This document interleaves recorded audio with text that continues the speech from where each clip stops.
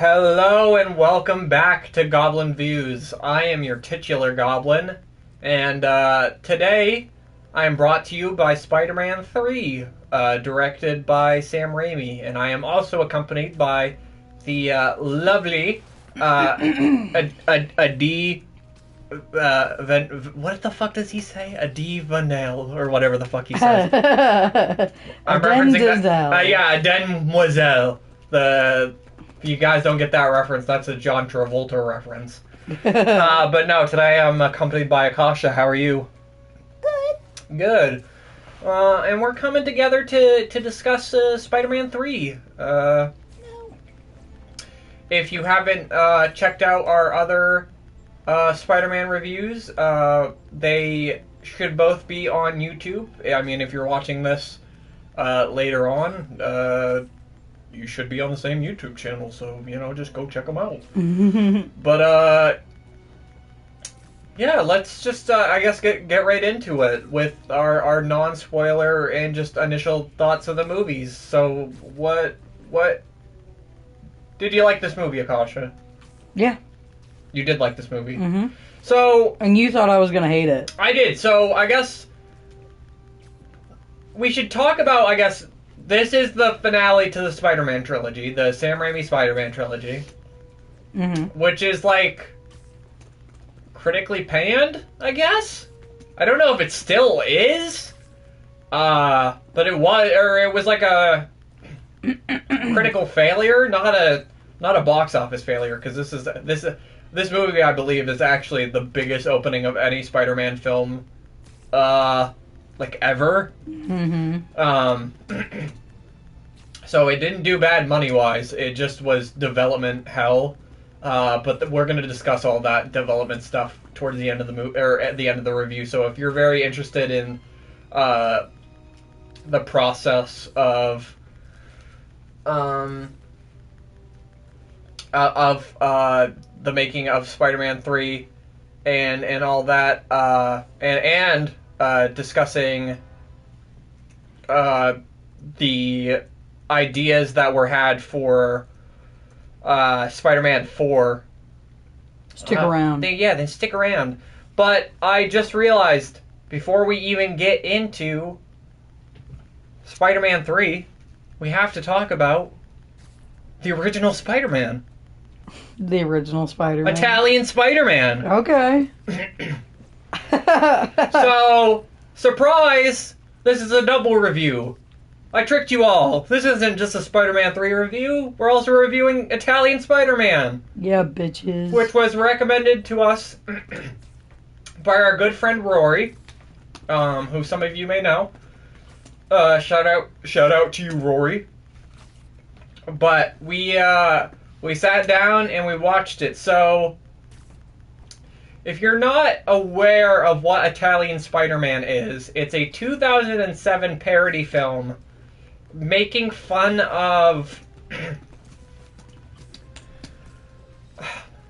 old Italian action adventure movies? that take superhero ideas and not really use them. Well, it's like one of those things where it's like they're making a joke on how there's a bunch of foreign films that are knockoffs of the standard film that we know, like how there's a Turkish Star Wars, and it's just like a total ripoff. Yeah. And so this is making fun of that. So going into this, I guess I didn't expect this movie to be as non-Spider-Man as it was. Yeah, it literally has nothing to do with except for they are just doing the thing where they put in the name, in those movies, where they have the Turkish Star Wars, where it's called Star Wars, but it literally has nothing to do with that. Yeah. It's just to get people, in seats or whatever. Yeah. But which is the joke. So I guess did you like Italian Spider-Man? Yeah, I enjoyed some of it. It was really weird. Ask me the question. Did you fucking like Italian Spider-Man? Ooh, Royer's gonna fucking kick your ass for this one. Rory doesn't even like it. He fucking recommended it to us because it's shit. No, it's just like... It's really just kind of... It just kind of exists. For me. Like, I don't know, it's just a film that exists, and I don't really care other than that. I like the guy who plays Italian Spider-Man. Yeah, but that's like the only thing the movie has going for it, is that the guy who plays Italian Spider-Man is, like, fun. Yeah. It's just all the over-the-top stuff where it's like... they have fucking, like, Spider-Man has a drum gun. Okay, like, yeah, so I guess let's talk about it's a 2007 short series made by Australians, but parodying Italian parody films. Not Italian parody films. Old Italian action films. Yeah. Yeah. But, And it gets things right. It's just like, it really feels like it's just a one-to-one. Yeah, it's 40 minutes. It's 40 minutes long, and it just feels like watching an old Italian movie. Like, without, like, there are some funny bits to it. There's like bits where they're like, they'll show, like, there's a doctor character and he'll like inject someone with a syringe or something. And they'll do, like, a really drawn-out, long take of him, like, injecting the liquid of the syringe. And, like, it showing the liquid going down. And it's like, yeah, that's something that you would see in an Italian film. But then it's like, once you see that joke once, it kind of gets old. And they do it, like, 3 times. Yeah. The fucking funniest stuff is at the end when he just is literally, like... killing people in the most... Who Italian Spider-Man? Yeah, he's just killing people in the most obscene ways. I guess let's talk about the plot for, I guess, what there is. Plot question mark? Could you move your laptop? Yeah. It's just, there's an Italian Spider-Man, and he has a villain named Captain Maximo.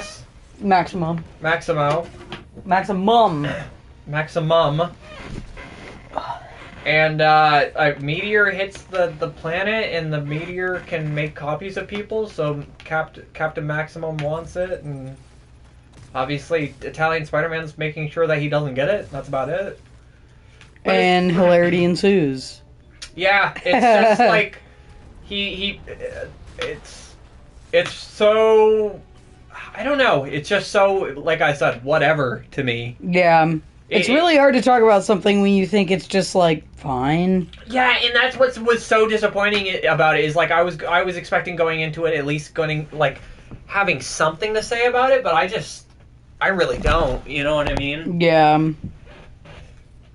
But, yeah, it's just that whole thing where it's like, yeah, they're doing, like, the parody of the sexism of those movies, but you're just, at a point, you're just like, it's just sexism. Yeah.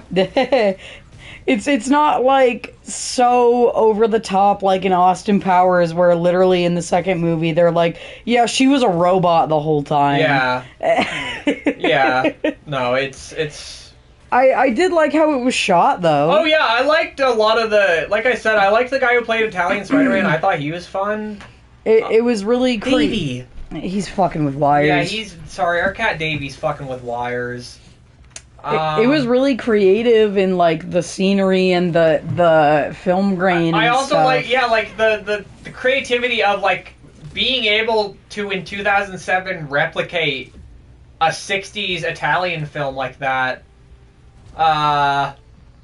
What's the answer to your question? Oh, you missed it, but the answer to your question is that Italian Spider-Man is an Australian film making fun of Italian action movies.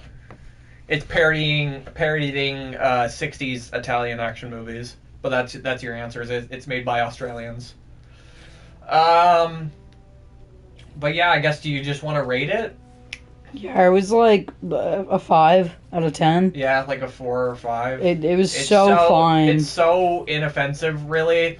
Like, I guess it's, like, offensive in the sense of, like, there's the sexism stuff, but I get it that they're, I guess, like, trying to make a joke out of it, but it's still, like, like Akasha said, it just becomes not funny Yeah. anymore. But yeah. But yeah, now we're on to the actual review. the actual fucking far superior film. So if it had not been for what the fuck? If it had not been for you, I would be now in someone else's digestion. Rose just said that. I don't know what the fuck that means. Rose, what are you doing? Are you haunting our chat? I don't know. I think she's talking about something that isn't Spider-Man, though. Yeah. Hold on. I think I need to remove him because he keeps kicking the mic. Aww, I'm sorry. I'm poor sorry. baby. I'm sorry. He can go lay somewhere else, but he won't. He's being a naughty. A naughty. He's being naughty one of the naughties. Yeah, he's a naughty from the Smurfs right now. It's a quote from the Italian bootleg of Titanic. Oh, okay. Oh yeah, you were talking about that in the chat. Oh, yes, you're right. But on to Spider-Man 3. Did you like Spider-Man 3, Akasha? I fucking liked it a lot more than I thought I would. Yeah, would you recommend it? Hell yeah. Okay. It's a funny ass movie. I guess what about it did you like in a broad sense, and what did you not like? I liked this, but at the same time it pisses me off because I'm like, they could have done this the whole fucking time. They make Harry likable. He's literally one of the best characters They in this make movie. him one of the best fucking characters. He is so likable. And you're like, why couldn't he have had like a character or been likable before? Yeah, it's very odd because he is very much different in this movie. And they explain why or whatever, and it's like stupid movie convenience, but it's like I kind of just wish his character was that the whole time. Yeah. Because it's like because it honestly would have just made a lot more sense if he was just like a nice guy who had just a lot of like parental issues, you know what I mean? But he's just an asshole for like most of the time. Yeah, like there's a part where he fucking is like his old self, and I'm like, this was not his old self. Yeah. Well, he was not like yeah, this. you're getting a little. I am. I'm trying not to be spoilers, but I'm just saying, like, he's so nice and cool, and you're like, he was never like this. This is a lie. Yeah.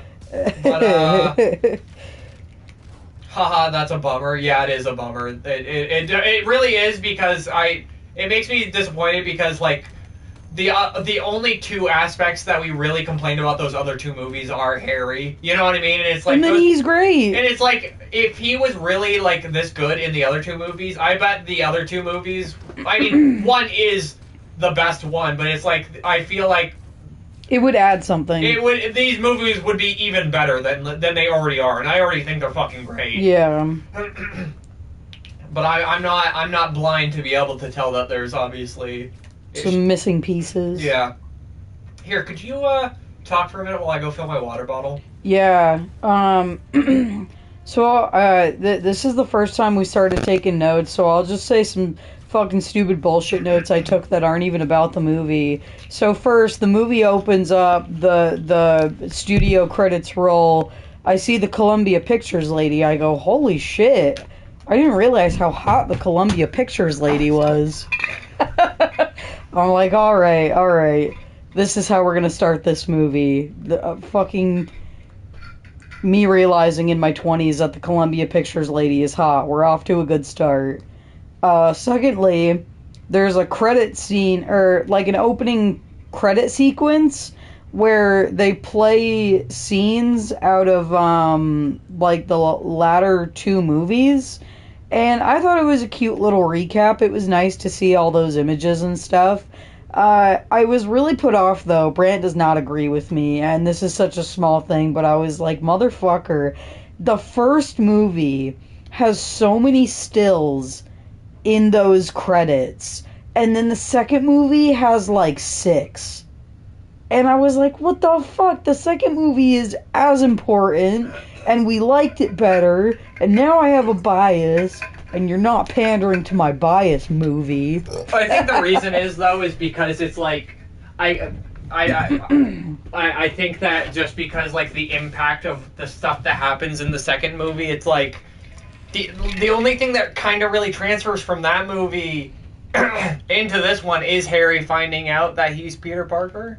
I guess, yeah. Because it's like they never mention Otto Octavius again in this movie. No. You know what I mean? They mention Norman Osborn. Yeah. They don't mention Otto Octavius. My little heart hurt. My heart hurt. My heart hurt. I was like, this is bullshit. And it was. It was, people. Anyway, alright. Sorry, just getting some water in my veins. Ew. Alright. Alright, so I guess where do we start here? Okay, so I'm done panting over the Columbia Pictures lady. The movie opens. For me, for the first, what do you have for the first thing? The play. The play? Okay, yeah, so Yeah. Peter Parker goes to visit MJ at her play, and she fucking sucks at it. But no, they open it like it's a really beautiful thing, and he really loves her, and he's looking at the guys next to him, and he goes, "That's my girlfriend." Well, and it's like, now that you think about it, because Akasha was like, she really sucks at singing in this part. And it's like, I was like, yeah, she kind of does, huh? And we didn't realize that it was actually supposed to be intentional, that she just sounds like shit in that part, because it actually, so it does, you do learn that she gets canned. It's like her first big play, and she gets canned from it instantly because she gets shitty reviews for her performance in the play or whatever. Yeah, where they all say she's a terrible singer. Which, fair enough, because the movie does portray it like she's a terrible fucking singer in that, at least that scene. And it's not, like, really, really awful, because I know it's Kirsten Dunst's voice, I don't want to shit on her, but it's just, like, it's clearly someone who, like, hasn't had, like training? Yeah, like, voice training? Yeah, it's like, because Mary Jane Watson's supposed to be, like, this inspiring actress, you'd think that she'd have something like that, so it's supposed to be very off-kiltering when you're like, oh, okay. Yeah. But, yeah, I actually thought opening up this movie and coming off the last movie, I have always been told that the romance in these movies is, like, really shit and, like, back and forth, and Mary Jane is stupid. But I was like, no, the romance is actually pretty good. Really? You've changed your mind? Because you were kind of talking shit on the romance a little bit last night when we were watching. Well, because I was going back and forth because it's like, I've been convinced that she is, like, the one in the wrong from hearing other people talk about it. And then I watched the movie and I'm like, what the fuck? She is not in the wrong. Well, and the thing is, it's like, people love to do that about women in media, though. It's like, think about, like, people with Breaking Bad and Skylar. It's like, you've seen true. Breaking Bad and you know Skylar, she is not in the fucking wrong. No. You know what I mean? It's like that. Yeah. And it was just really crazy. I was watching, I was like, holy shit, she's, like, right throughout almost this entire fucking movie. Yeah. But yeah, I actually thought opening up the movie, like, seeing them together like that, like, he's going to the play, I was like, this is actually cute. It was very cute, and he's, like, mouthing the words to the songs and stuff. Yeah. Fucking enter Harry Osborn staring from the balcony. Fucking crying and pissing. From that iconic image meme where he's, like, looking down from the I love that fucking reactionary image. It's one of my favorites. Yeah. The one where he just looks so upset. But yeah, so we cut from that from the play to Harry juicing up. Yeah, he's in the fart chamber. Yeah, he's in the goblin fart chamber ever since he figured out that his dad was the goblin. He's getting stanked up, He's been juicing up with the same stuff that Norman did in the first movie. Yeah, so now he's strong. So now he's strong. Yes. He sniffed in so many farts, he has an iron will. Yeah. Pretty sure that's how the fart chamber works, right? Yes. Anyway, the play's over. Mary Jane and Peter go on a picnic, and I would not be mentioning this otherwise, but a meteorite strikes down Earth, and Venom appears. The Venom symbiote. Yeah, the Venom symbiote attaches itself to Peter's motorbike and follows him on the way home. Yeah. In one of the most I gotta say, I know it's not because, like, they obviously made the movie to have Venom in it. Yeah. But that scene feels so tacked on. I like, know. It has literally nothing to do with absolutely anything. I guess it gives you a little bit, like, more Peter and MJ time, but it's like, you don't really need it because they're saying the same thing they've already said, where it's like MJ's upset because she thinks she sucks and stuff. Yeah. And Peter just trying to reassure her or whatever. Mm-hmm. But yeah, it's very, very odd. But this is the first scene where you're in the movie and you're starting to be like, something feels a little wrong about this movie. Like we're focusing on a little bit too much here, huh? You think we're focusing on too much here, huh? How about we throw in the Sandman? Enter Sandman. Enter Sandman. Everybody, enter the Sandman. Clint Barlow, or Marco, I mean. Flint Marco enters the movie, and I'll let you take Flint's first scene. He's running from the cops. He's running from the cops. He's got his prison jumper on. He goes over to his house, and he is. You can tell from the very start he's a misunderstood polite man because he goes in the kitchen, eats some bread. No, that's not the first thing he does. Eats some bread. No, I know. He goes and sees his daughter. And what's wrong with his daughter? She's sick. I don't know what she has. Yeah, it's assumed probably like the big C or... Yeah, like a chronic illness. Yeah. But yeah, and he's just saying hi to his daughter because he misses her, and we get that setup of, like, the motivation where... Which, it's like, we don't know this motherfucker from Eden, but I gotta say, the guy who plays Sandman, that's, like, one of the most emotional scenes in the fucking movie. Yeah. It makes me tear up every single time I fucking see it. Yeah. Oh, also, he goes in the house and he fucking looks at the camera and stares right into your soul. Oh, yeah, I forgot there's, like, a moment where he looks at the camera for some weird reason. And it's really awkward. Yeah. But, yeah, he gets greeted by his ex-wife. She tells him... But the part I wanted to say is, you know he's such a good guy because he goes into the kitchen, he's breaking apart a piece of bread to have a piece of bread, but when his wife enters, he puts the bread back together because he's just that good. Listen, Akasha, he's not a bad guy, he's just got bad luck. He's just got bad luck, but he will put the bread back together, okay? He's not a bad guy, he's got bad luck. He puts the bread back together. He's not a bad guy, he's got bad luck. Okay, dude. Yep. Alright, but anyway, it seems like we're talking about a lot of people here, doesn't it? Huh? I know, we're talking about a lot of fucking characters already. Yeah, and we're only 20 minutes in. It's like I'm back from the Eternals again. Yeah, I guess let's just talk about Sandman's, a little bit of his plot. He's on the run from the cops because he is a wanted felon for the murder of Ben Parker, and you might be saying, what? I thought Peter Parker accidentally, like, kind of, made the guy trip that did kill Ben Parker, and he killed himself by accident or whatever in the first movie. You're like, what? I thought Joe Chill killed his uncle. What? I thought Joe Chill was Batman. But no, it turns out it was Sandman the whole time who killed Uncle Ben, and it's revealed to us because Gwen Stacy, who is another character that's introduced in this movie, her dad is the chief of the police, and he tells Peter. He goes, hey, that wasn't the killer, the other guy you thought before. Yeah, but that's a little bit ahead. I just wanted to say it's just, there's so many characters, it's hard to go back and forth with this movie. Yeah, I just wanted to say I just want to get to the point where he's on the run, he leaves his house or whatever, he's on the run, and he falls into some kind of field? Some experiment going on? I don't know. I just wish there was some kind of explanation for what the fuck this scene is. I think this is one of the dumbest scenes in the movie. It is. Not the scene of him, like, waking up later, just the scene of him, like, getting stuck in it and transforming into Sandman. It's like, I know Sam Raimi wanted to have Sandman in this movie, but it really feels like he did not know how to make him into Sandman. Yeah. Like, he was thinking so hard, and then he was like, what if there was just a random experiment that it was happening in the random middle of nowhere? Where they're demolecularizing sand for some reason? For no fucking reason?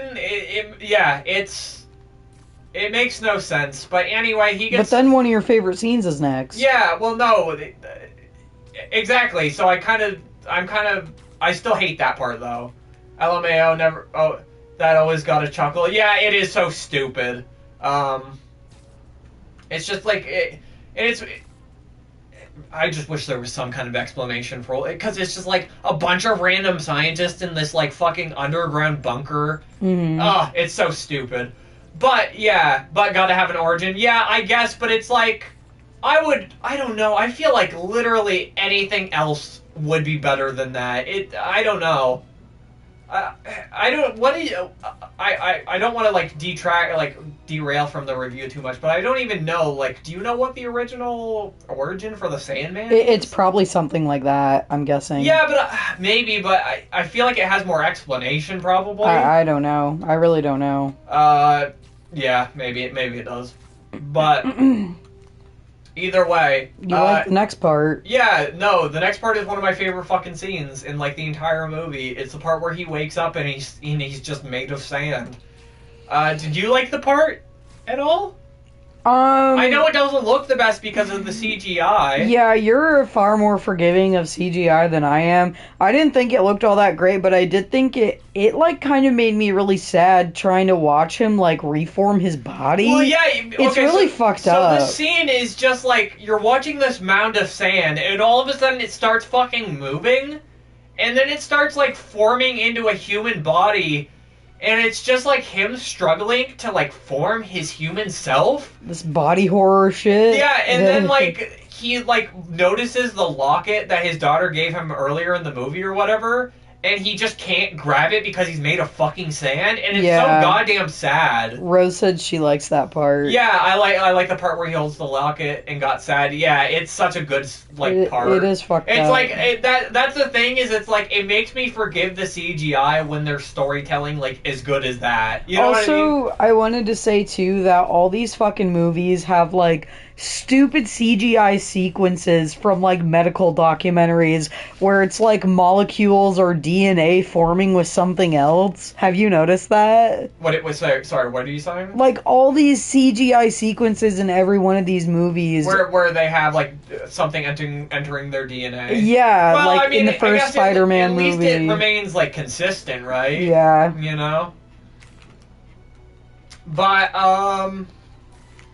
yeah, so that's actually, you're kind of ahead though. Yeah, no, I know. Because this movie is so fucking back and forth. No, I know. I just wanted to kind of get caught up because it's like we need to know about Sandman. Yeah, it's also like nothing really else happens with him until later on anyway. Yeah. So it just feels like why not get his story out of the way? Yeah.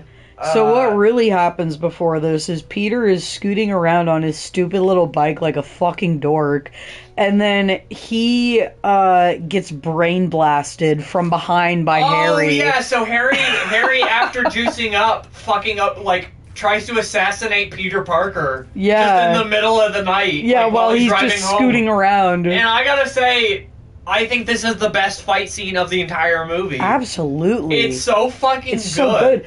I noted the shot, the swinging up shot from the bottom of the Goblin hovercraft up to Harry's face. Where he first shows up. Yeah. Yeah, that shot is so fucking good. It's so good. But it's like, there's also, like, the added thing where it's like, Peter has gotten a ring that he's going to propose to MJ with. That's a plot point in this movie that we haven't really talked into. Yeah. But he has this ring, and an added, like, element to this fight is that he keeps fucking losing the ring out of his fucking pocket and having to grab it, like, in the middle of the fight.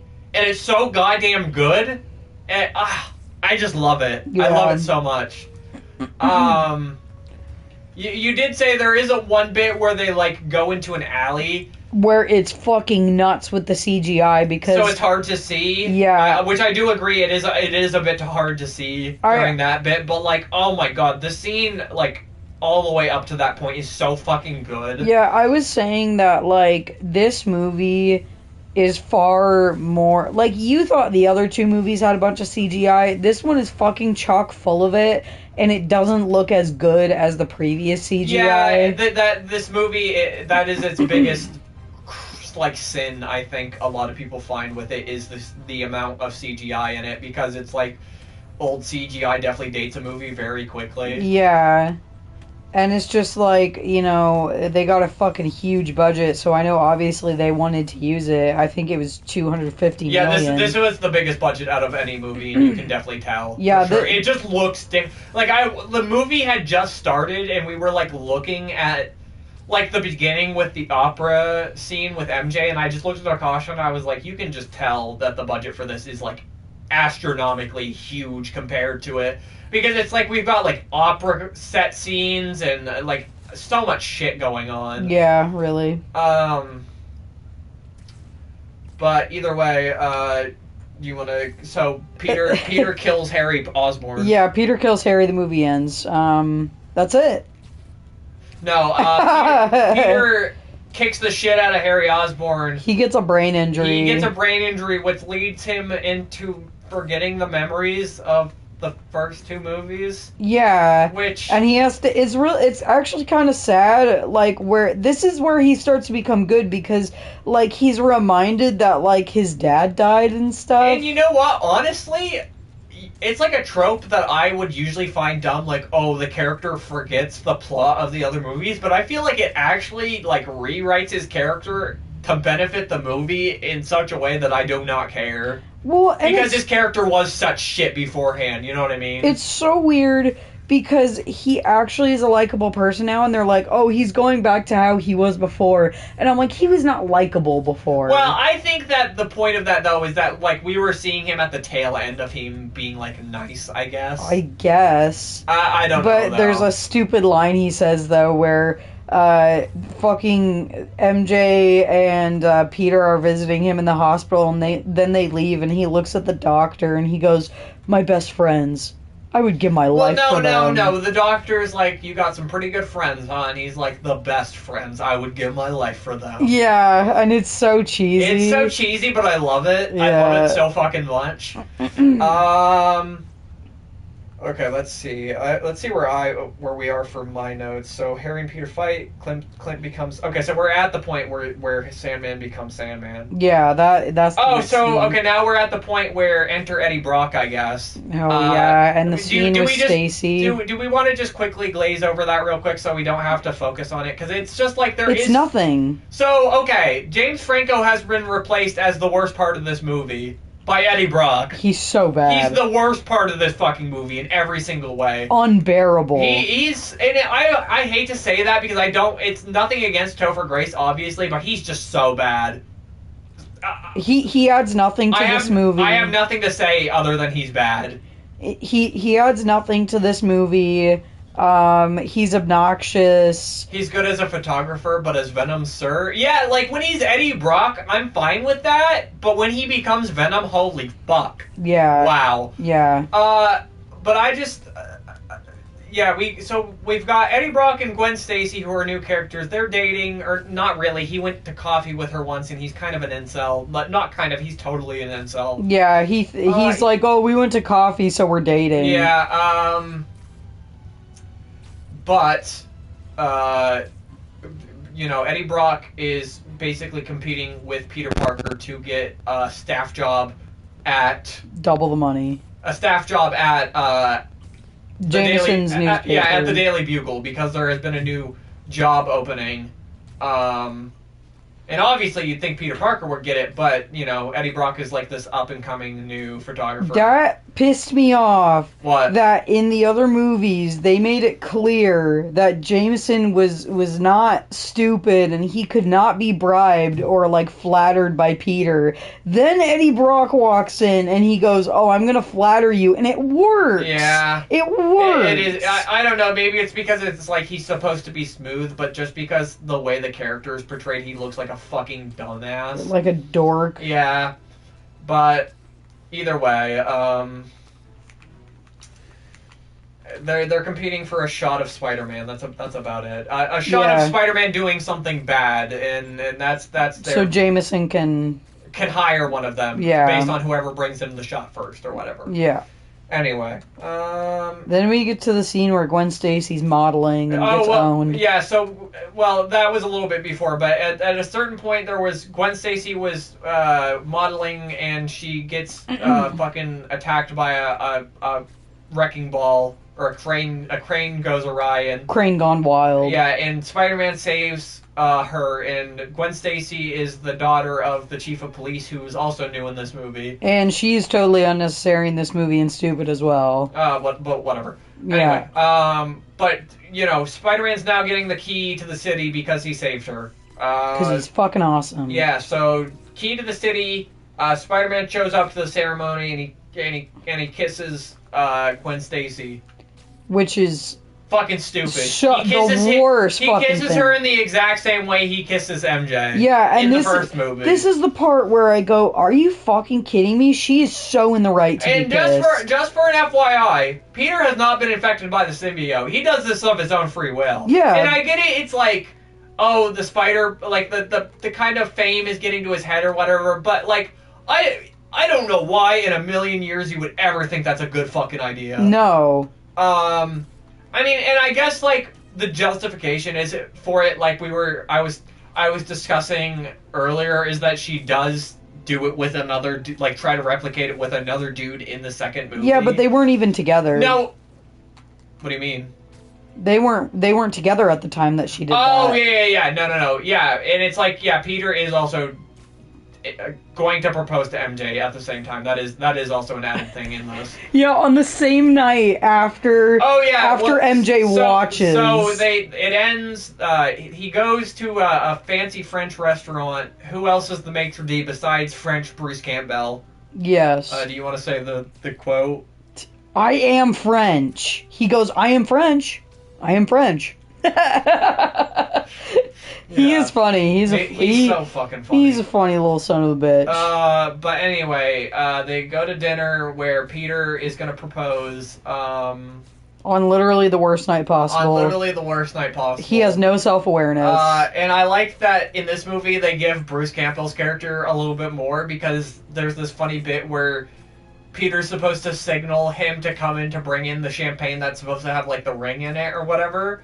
And he keeps, like, mistaking different cues that Peter keeps giving as the cue to bring the drinks, so he'll just constantly, like, scream at the people in the background to go back into the kitchen because he didn't mean to call them. Yeah.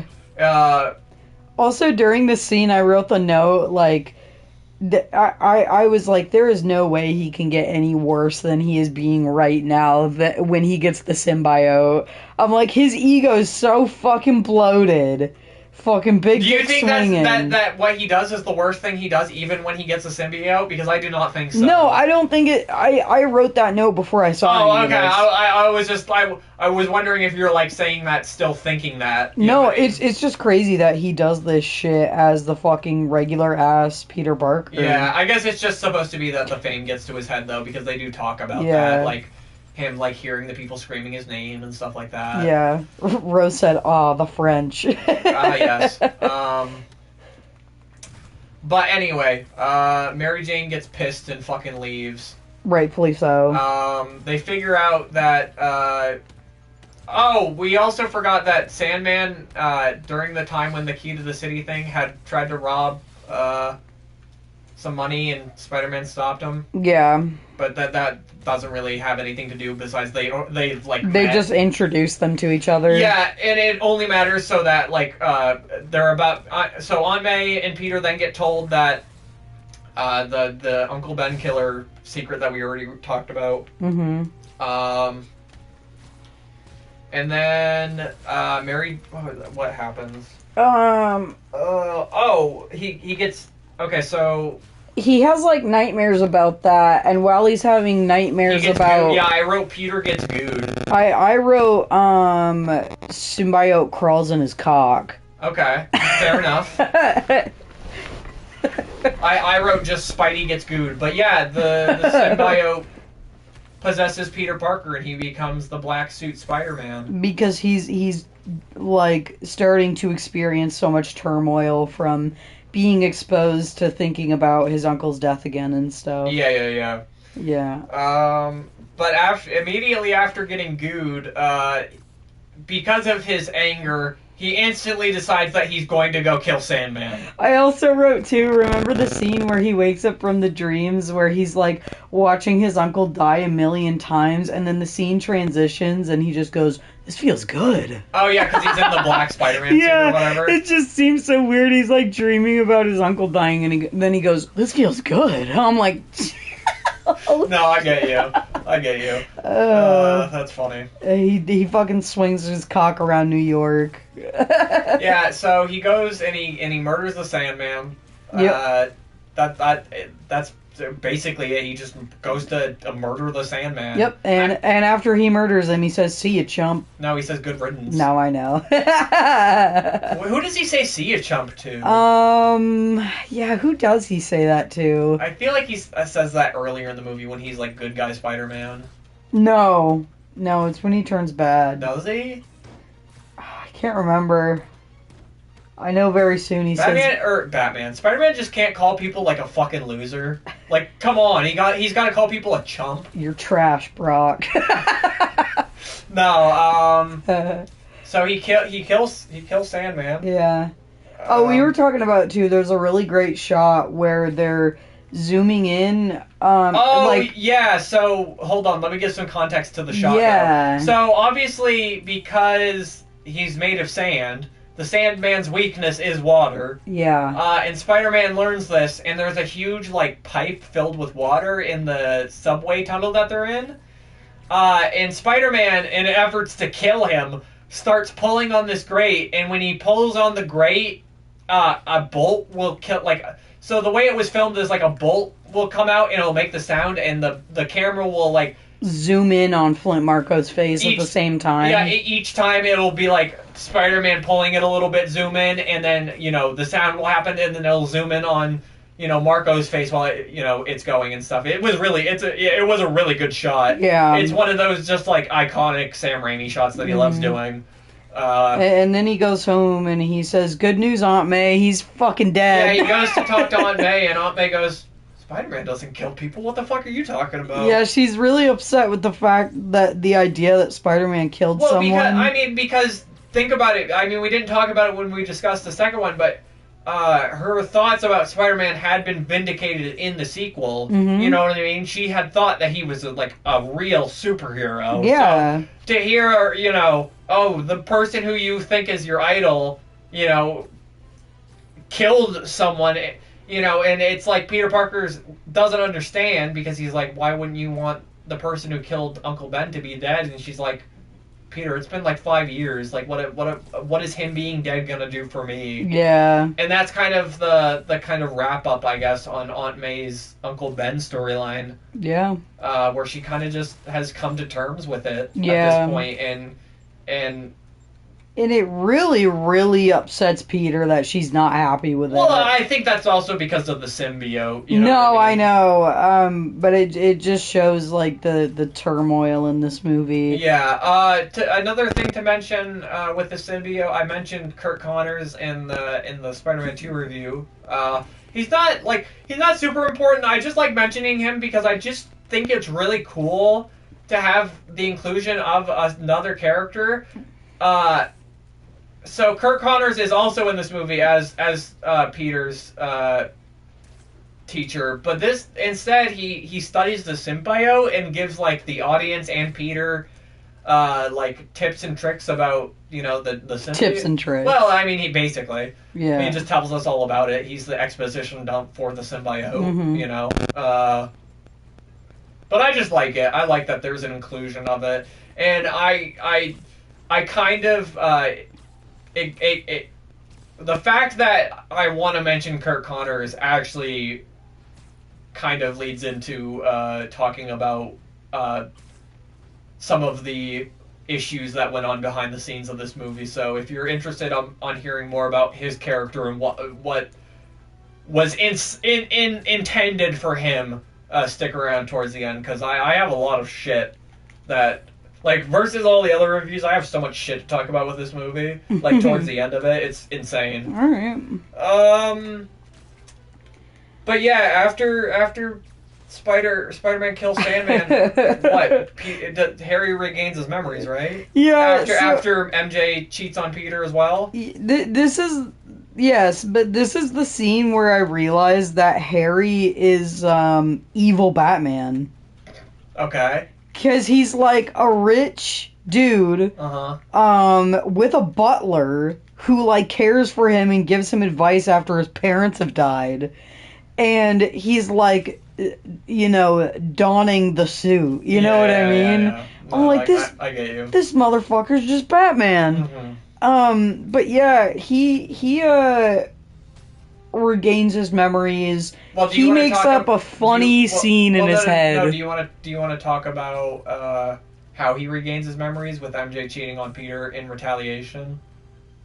Yeah, they cook together. Yeah, they cook together, and then she tries to kiss him, and then she leaves. Yeah, that actually, I was watching that, I was like, holy shit, he actually has chemistry with MJ right now? And the thing is, though, it's like, after it happens, you feel so bad for him, because it's like, his character before he regains his memory is literally just like not a child actually, but he just doesn't know anything, and he's happy. So he just gets kissed by this girl who he's like had a crush on forever, and then all of a sudden he's like, oh shit, you're dating my best friend, aren't you? You know what I mean? And he's like, Spider-Man, and I want to kill him. Well, yeah. But yeah, so he regains his memories, and I just want to talk about the funny thing where he regains his memories and he's like going through flashbacks in his head, and he sees this is something he totally made up in his mind, but he sees Peter at the hospital, and the part the part where he asks Peter, he's like, oh, my dad died, didn't he? And in the revised scene in his head, Peter is smiling and laughing and goes, yeah. It's really funny. It is really funny. It's so funny. Because honestly, it feels like an outtake or something. It feels too pure to be like an actual scene in the... It's so funny. He's just fucking laughing and smiling at the fact that his father's dead. Yeah, Norman is dead. That's funny, isn't it? But no, that part is pretty funny. But yeah, he regains his memories, and instantly he goes and harasses MJ and convinces her that she needs to leave, or not convinces her, he threatens her that she needs to leave Peter, or he's gonna kill both of them. Yeah, because he wants to cause Peter pain to his heart, just like Norman did in the first one. Yeah. And it's like a really upsetting scene when they break up, actually. Yeah, because MJ, like, you as the audience know she doesn't want to. You can clearly see she doesn't want to, because she just realizes that her and Peter are just going through issues in their relationship that can be fixed. Yeah. You know what I mean? They both cheated on each other, so obviously there's that now. Yeah. You know what I mean? But it's like, they obviously just need to come together and discuss things, and things would obviously work out just because this movie deems it so, that these characters are just going to work out, but they're just not supposed to, because this fucking asshole won't let them. Yeah. And it's really sad, because you do go through all these movies being like, fuck, even if, MJ and or Peter is stupid in one scene or another, or one of them's petty, you go through 3 fucking movies watching these people be like, oh no, we can't be together, and then you get them together, and then they're instantly just torn apart. It hurts. You know what I mean? You feel bad. Yeah. But yeah, and then we get another meme where it's Harry winking with the piece of pie. Yeah. So Peter visits Harry. Harry tells Peter that he's the other guy that MJ's been seeing, because that's what she tells him when she breaks up with him, but it's not true, just because it's part of the ploy or whatever. Yeah. And then we get that fucking hilarious shot where he pisses Peter off so bad, because he acts in the scene when they're talking like he's really sorry that like he did this. But then he walks out. Yeah, Peter Parker's like outside on like the sidewalk. Yeah, and he looks in, and and Harry's eating a piece of pie and looks at him and winks at him with the biggest, smuggest smile on his fucking face. And then a bus passes by and he fucking disappears. Oh god, it's like I don't want to make a same joke that Donkey does, but it's like, where does he go? Where the fuck does he disappear to? Where does I don't know. I don't know either. I really don't. But that is what triggers Peter to fucking. He goes to kill Harry Osborn now. Yeah, he goes to kill him. If you can't tell in this movie, Harry chooses to, or not Harry, Peter goes to chooses to go kill quite a few people in this movie. Yeah. And he does. He kills Harry Osborn. He throws a bomb at his head and he explodes. Yeah, but it is a really good hand-to-hand fight scene. No, it's a really good scene. There's a really good piece of dialogue. Go ahead. I protected you in high school, and now I'm gonna kick your little ass. Yeah, Harry says that to Peter, which I think it's really funny. You knew I had it right up. Yeah, I know you did. But yeah, Harry throws a fucking bomb at Peter, and instead of Peter, like, deciding to, like, throw it forward or, like, snuff it out. Or just dodge it. He throws it back and it explodes in fucking Harry's face. Yeah. Killing him instantly. Which is fucked up. No, not killing him instantly. But, it's really weird, though, that Peter does not, like, give a shit after that. Well, he's I know he fully has the symbiote. Yeah, he's fully transformed at this point, though, to be, like, evil, because this is when, like, you know, he's single at this point. He's a little bit of a bitch now. Yeah. But then we get the bit where he goes on that date. Which date? The one with Gwen Stacy. Well, I thought he exposes Eddie Brock before that. Does he? That's what I have written down. Oh, okay, yeah. But either way, the competition between Peter Parker that we mentioned, between him and Eddie Brock, where they have to find a picture of Spider-Man's hand in the cookie jar, as J. Jonah Jameson puts it. Eddie Brock wins, only to be shortly revealed by Peter Parker that it was a fucking plagiarized picture. It was just like a Photoshop. Yeah, it was just a Photoshop picture of an old picture that already existed. Yeah, and he exposes him, which rightfully so. Yeah. Because it, like, honestly, in a real life sense, like, they would figure that shit out. No, but, like, Peter Parker would have lost out on a job that he has been working for, like, 4 years for. Yeah. Because someone lied. And it's like, it's weird because this movie portrays, like, yes, there are some, obviously, choices he makes later with the black suit that, like, are bad. But, like, the decisions he makes are, like, very good for him style-wise. It's like, he exposes Eddie Brock, and then he gets the staff job, double the money. And it's just like he gets things for himself that, honestly, it's like Peter Parker kind of deserves. Yeah. Like, he gets himself the job. He, like, starts, like, just being more confident. But obviously it starts to derail once, you know, he starts dating all these women, but then he goes on a date with Gwen Stacy. Yeah. To the same jazz bar where it's been revealed that MJ's been working this whole time ever since she got canned from the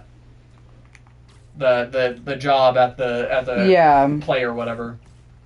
So he goes there on a date with Gwen Stacy to embarrass Mary Jane, basically, which he does very well. And it is fucked up. Yeah, we also skipped over the iconic fucking Bully Maguire, like, dance. Yeah, you all know it. Everybody fucking knows it. We all know that he... It's funny. He gets a suit. We laughed. We loved it. It's just, there's no point really talking about it. But either way, the scene ends with him...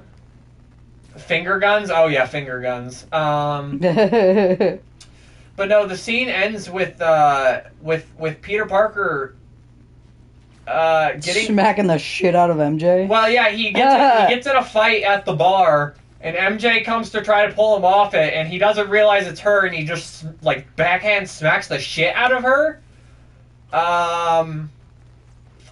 Which then leads him to be like, oh shit, what the fuck just happened? Yeah, and that's the turning point where he doesn't want the symbiote anymore. Yeah, so he then goes to... we get another fucking iconic meme. Yeah, so then he goes to a church, where he then decides to rip off the symbiote.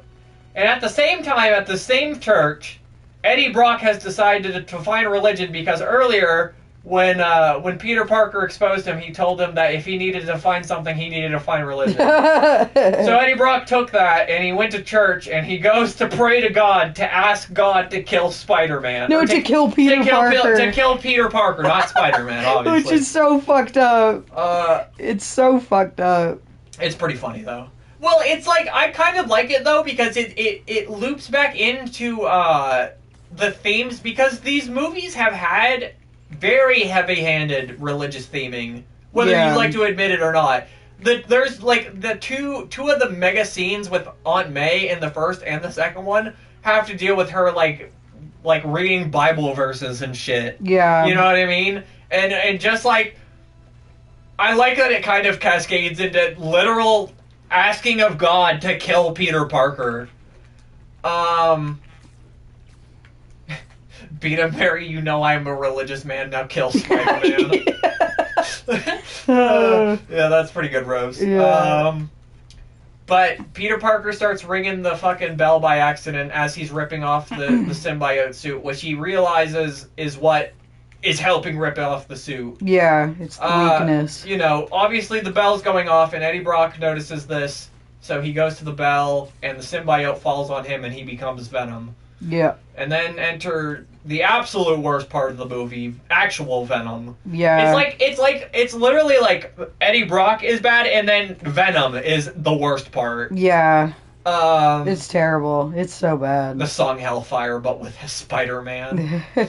Yeah, so Venom meets fucking Sandman in a random ass alley and comes up with a brain scheme to just kidnap Mary Jane and just kill Spider-Man, which almost fucking works. Mm-hmm. At this point, though, you're watching the movie and you're like, the threads are so fucking lost. Yeah, a lot of them are. Yeah. Definitely. We've met too many characters. Gwen Stacy just doesn't exist anymore. Like, Captain Stacy just doesn't exist anymore. You fuckers listening to this, do you even, like, remember Flint Marko's in this movie? Yeah. Do you even remember Sandman's in this movie? Yeah. Because he barely shows up until the characters just disappear for a very long time. For so long. It's very odd too because it's only a 2-hour long movie, but it seems like characters disappear for like hours. Yeah. You know what I mean? But now we're getting to the final scene where Peter goes to ask Harry for help, and Harry says no, because why the fuck would he do that? You forgot to say that Harry has been disfigured. Oh, well, I mean, yeah, Harry's got he's Two-Face now. Yes, he's Harvey Two-Face. He's literal Two-Face. Half of his face is fucking missing because of Spider-Man. Yeah. But, yeah, he goes to ask, and Harry says no, and Peter leaves, but thank God Harry has a butler. Yep. Thank God he has Alfred. Because what does Alfred do, Akasha? He says, hey, buddy, I probably should have told you this a long time ago. Maybe like 3 years ago. Maybe. Yeah, and there was literally no reason I shouldn't tell you. But your father was the Green Goblin, and he did kill himself. Yeah. And Harry goes, oh, okay. And then he decides to help Peter. Yeah. Yeah, I mean, we make it seem dumber, like, a lot dumber. It's pretty... It just doesn't make sense why he wouldn't tell him. Yeah, it doesn't. I get it. It's for story convenience. I guess I just wish there was some other way that Harry could have found out. Yeah. I just don't know how because it's like... Because he didn't want to listen. Well, no, but it's like, at that point, like, without the butler telling, like, who the fuck is going to tell Harry, like, the truth with him believing it, unless he, like, literally saw, like, a fucking memory gets, like, transposed into his brain. And even then, it's like, he's already seeing fucking ghosts in the mirrors and shit, so how much of his fucking brain is really reliable at that point anyway? Yeah, true. But yeah, it's obviously just for movie convenience and doesn't make a lot of sense. But Rose said, "Oh, okay." yeah, that's basically what happens. But then we get a pretty cool boss fight between. So Harry shows up, Peter fights Venom, and Harry fights the Sandman. Do you want to take it from here? Anything interesting about this boss fight you want to mention? Sandman gets really big, and that's pretty cool. Yeah, the parts with Venom still suck. Yeah, they're like the action isn't even good. Yeah, it's like it really isn't. Yeah, it's like I'm trying to because I try to be positive. I like to be a little bit more. Not saying you're like a dead downer about these movies, but I just like to be a little bit more positive about these movies. But it's like the only thing I could think of that I kind of like is the part where Spider-Man puts the metal rods down in the circle. That's cool, yeah. But it's like that scene still kind of looks like shit CGI wise. Yeah. The thing is this movie would be even worse if it was not saved at the end by the triumph of Harry and Peter coming together and their relationship being mended. Yeah, if that was not a part of this movie would be as bad as everybody says. Because then all you would have is Venom, who's barely in the movie, and Sandman, who's barely in the movie. Yeah. You know what I mean? And then you just have Harry and Peter fighting for the third time in the movie again. Yeah, and it's just I actually was saying, I was like, this seems far more like a resolution and a lovely cap on Harry and Peter's romance than it does his and MJ's. Yeah. It really does. Well, no, and I was honestly saying, imagine, because there's the bit where Spider-Man's getting fucking killed by both of Venom and Sandman because he can't fight both of them on his own or whatever. Yeah. Right? And then Harry's bomb all of a sudden just sticks into Sandman out of nowhere, and I'm like, oh, that would have been cool. really that is cool. But I was like, imagine seeing that in theaters. That would have been fucking cool. Yeah. Yeah, but they fight and Harry defeats the Sandman, and Peter gets fucked up by Venom, and Venom goes in for the kill shot on Peter, but what happens, Akasha? Harry gets in the way and takes the bullet. Don't tell Harry. Don't tell Harry. Yeah, no, he gets stabbed by his own glider, which is kind of ironic. Well, yeah, obviously they meant that to be ironic. But he fucking croaks to save his best friend. Yeah. Shortly after he gets stabbed, Peter remembers the whole, the bell gets rid of the symbiote situation. Mm-hmm. And he starts, a bunch of metal, because they're in, a construction site in this end fight. Mm-hmm. There's, a bunch of metal rods that he sticks in the ground and then beats them with other metal rods to make, a huge ringing sound that tears away the symbiote from Eddie Brock. Yeah. Which honestly, I think the part where the symbiotes by itself looks pretty cool. Yeah, it's okay to me. It's I guess it's it's the coolest bit for Venom, so I'm like, okay, that's cool. Yeah. You know what I mean? Yeah. It's especially when I'm getting so much shit, I'm just like, this is good. I like. Yeah. Not saying that it makes it good, obviously, but it makes me at least I want to at least a little bit of something of a character that I at least like, because it's God, I didn't say earlier, but the fucking black suit looks so good in this fucking movie. But when Venom becomes Venom, he looks so fucking stupid. Yeah. I gotta say, his mouth is so bad.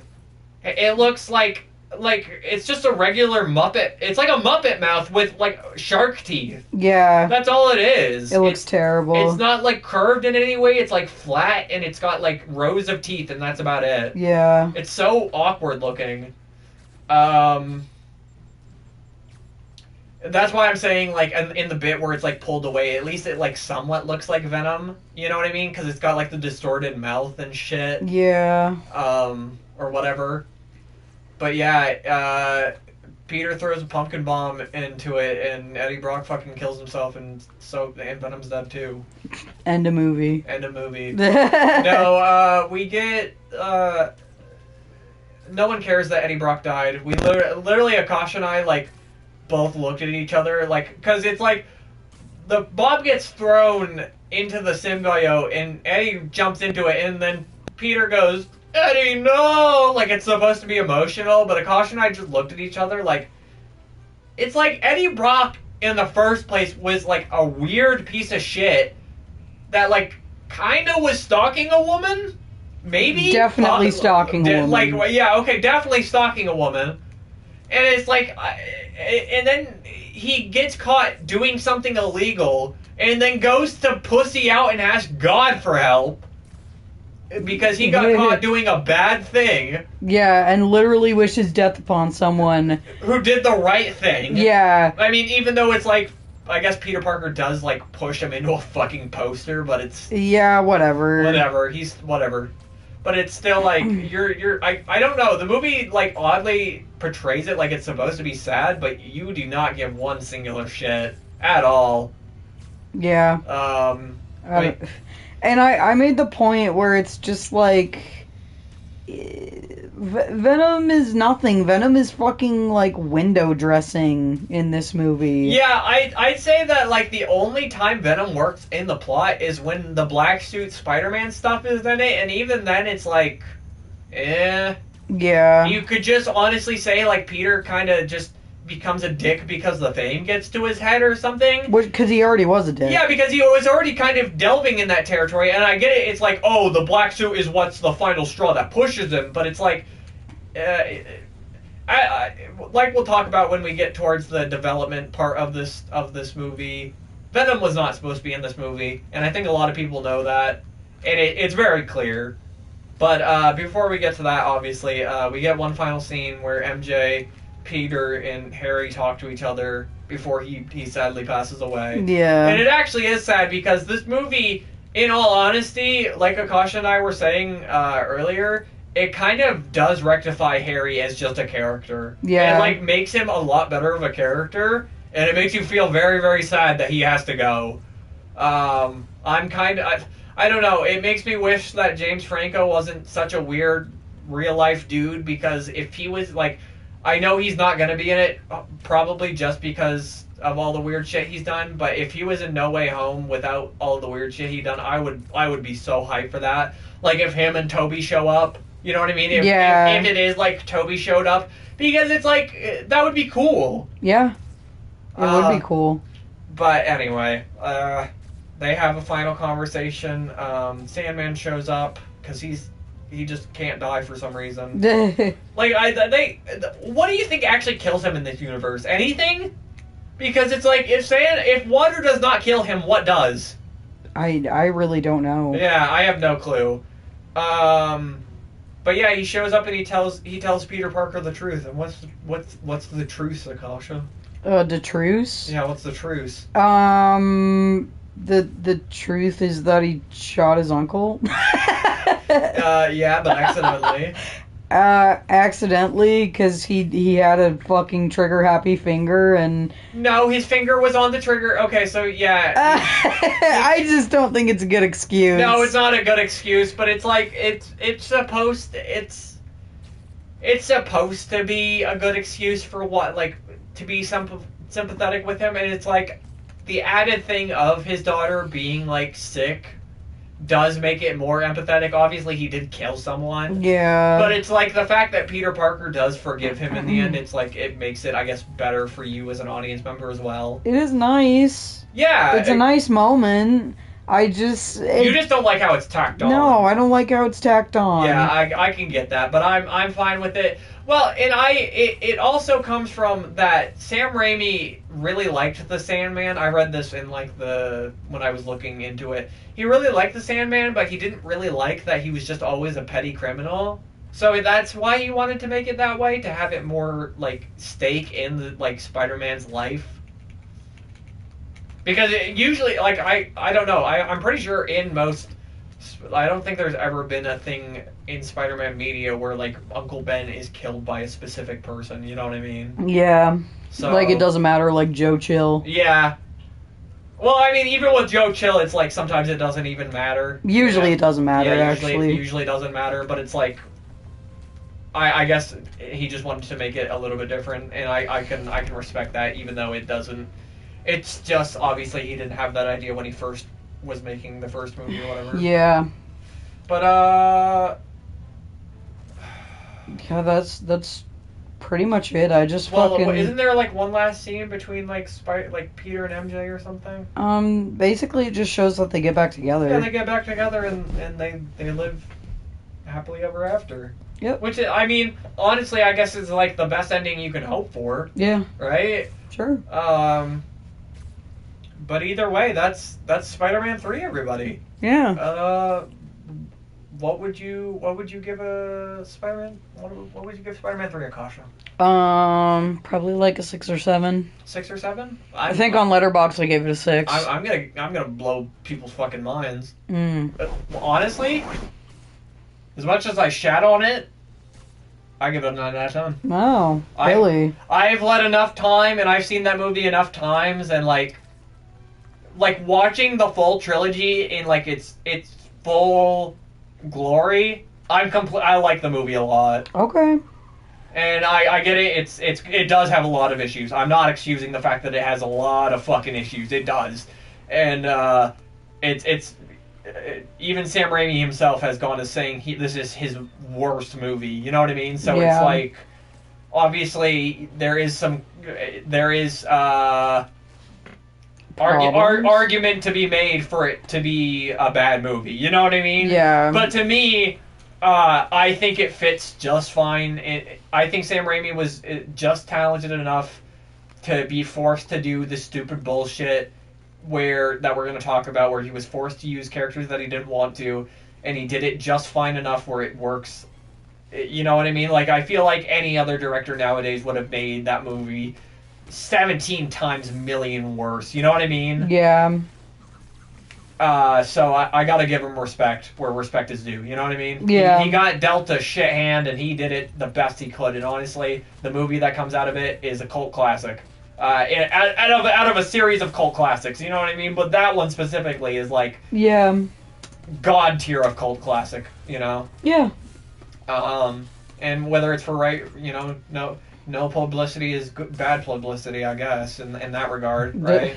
I suppose. Well, no, I mean, it's like, and if people are legitimately coming together and, like, there has been kind of a renaissance in people thinking that this movie is, like, good. You know what I mean? Like, I have seen other people having the take that this movie is good. Yeah. You know what I mean? So I'm not just, like, a lone person saying that. Like, I have seen in recent years people saying, like, oh, yeah, if it's just fine in the trilogy, which I think if it's just fine in the trilogy, if I'm honest. Alright. Other than the Venom stuff, it's you know. So do you... I don't know any of this shit. Do you want to go on with your production stuff? Yeah. So I'm kind of going to... I wanted to leave you out of this because I'm going to use you as an audience because you don't know a lot of this stuff either. Okay. Just hold on a moment.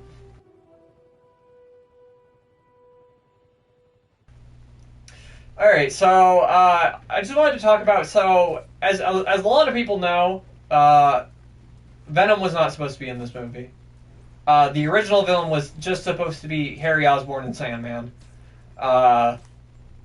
Venom being forced because the studios wanted...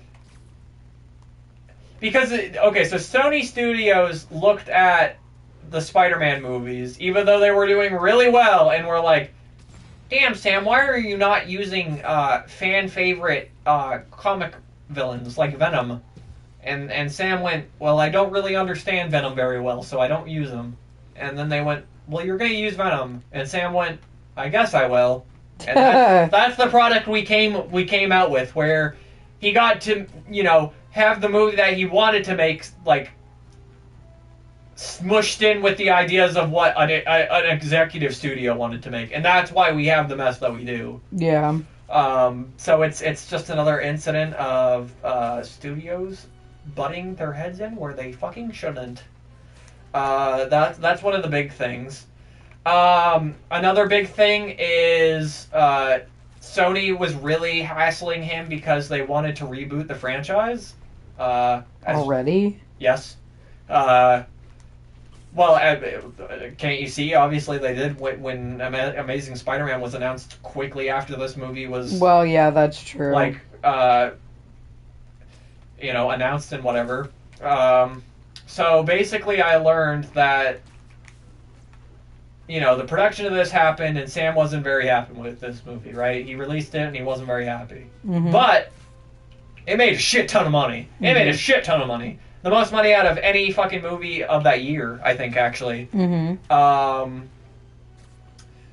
But it was also, I just wanted to just this fun thing that I saw. Just the movie was so popular that it was critically nominated for such awards on the MTV Movie Awards for Best Fight with James Franco and Tobey Maguire, and Best Villain Topher Grace. Oh my god. Yeah, I don't know what the fuck they were smoking in 2007. Yeah. The best fight. Something nasty. The best fight makes sense, but holy shit. Topher Grace, Best Villain. I don't know what the fuck movies came out in 2007 that they had to scrape at the bottom of the barrel for that shit. Yeah. I'm hoping he did not win. No, he did not win. Good. But so this movie came out, right, and he wasn't happy with it, but Yeah. he was offered to write a script for Spider-Man 4. Yeah. And that script kind of exists. Kind of. Kind of. And by kind of, I mean there are very few still images from, like, drawings of, like, scenes of the movies and stuff, like, shots and stuff. And there is a little bit of what the plot was supposed to be. Okay. So, Sam Raimi is quoted as saying that this was supposed to be his best Spider-Man movie yet. He was going to try to put all of his heart and soul into this one. Yeah. Because of how disappointed he was with the third one. Mm-hmm. The story was going to be that in the beginning of the movie. Now this is just so base that it's base knowledge of what the plot was. It's kind of hard. Sorry, how's it going? Good, Rory. We're just talking about some after Spider-Man 3 came out, the reception and stuff. But anyway, so the original villain was who do you think the original villain was going to be in Spider-Man 4? Lizard. The Lizard? Yeah. You think so? Yeah. Wrong. Who? Vulture. Oh. Which is interesting. So, Vulture was meant to be the main villain, and the Lizard was going to have his story arc in that movie. Apparently, is what it was. Is what. Obviously, not a lot of it's like concrete. So it's like the Lizard storyline could have been moved to like. Because there was talks that like this franchise could have gone on to a fifth movie. There was like talks like of that far, really. Interesting. Yeah. But yeah, but the plot was that the Vulture was going to be the most formidable foe that like Spider-Man had ever fought against. Like, and apparently he was just gonna like constantly fuck him up throughout the entirety of the movie. Do you want to know who was gonna play the Vulture? Who? Who do you think would be the best fit for the Vulture? Oh god, I don't know nothing about actors. Fucking Bryan Cranston. No, John Malkovich. Really? Yeah, which if you think about it is actually a perfect fucking fit. Because he kind of looks like a vulture. Oh my god. No, I'm joking. I love you. I love you, John Malkovich. Don't sue me.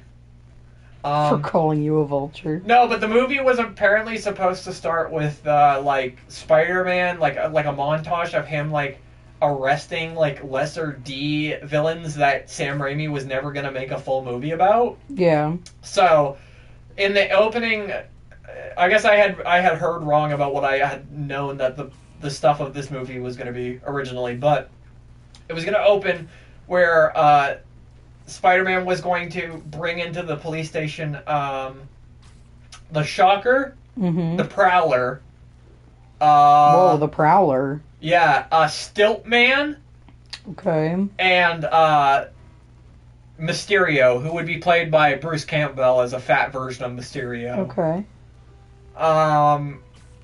And the only other piece of knowledge that we have about the movie is that Selena Kyle was also going to be in the movie. What? Yeah, but not as Catwoman. What do you mean? Or not Selena Kyle, sorry. What the fuck is the name of Catwoman's character in this? Black Cat. Felicia... You mean Black Cat? Yeah, Felicity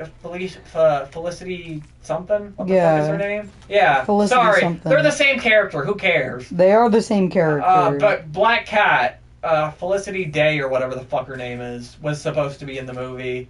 But she wasn't going to be playing Black Cat. Really? She was going to be a new character. Oh, God. Well, that's like... What? I don't know. It's like... Well, do you want to hear who the character was going to be? Yeah. It was going to be a new character that Sam Raimi had created called the Vultress.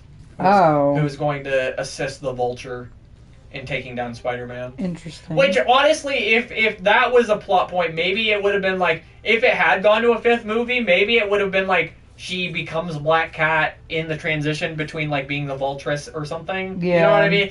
It's just, like, I don't want to shit on it because it's, like, so base information that I don't even... We can't go off anything. Yeah. You know what I mean? But, yeah, anyway, the script was ordered to be written in a space that was just too short for the script to be written in an appropriate amount of time, so Sam Raimi went to a board meeting and he said, hey, I know that you want to reboot this franchise, just do it. Because I don't think I can do this movie with the time that you guys give me. Oh, wow. Yeah, so he was the one who said no. Wow. From what I've read, at least. Mm-hmm. But, yeah. It just really sucks because I really kind of wish we had gotten the fourth movie. If Sam Raimi had realized, like, oh, I fucked up with this movie or whatever, I feel like he was gonna really, really try with it. You know what I mean? And it just, I don't know. With all these talks, the talks of Toby and fucking Andrew coming into the MCU, people have been theorizing that Spider-Man 4 could still happen. Would you want Spider-Man 4? Obviously, it wouldn't be the same plot, but would you want a Spider-Man 4 if Sam Raimi wanted to do it? I think I'm okay. Really? Yeah. Well, but it's like, what if Toby? I wouldn't be mad.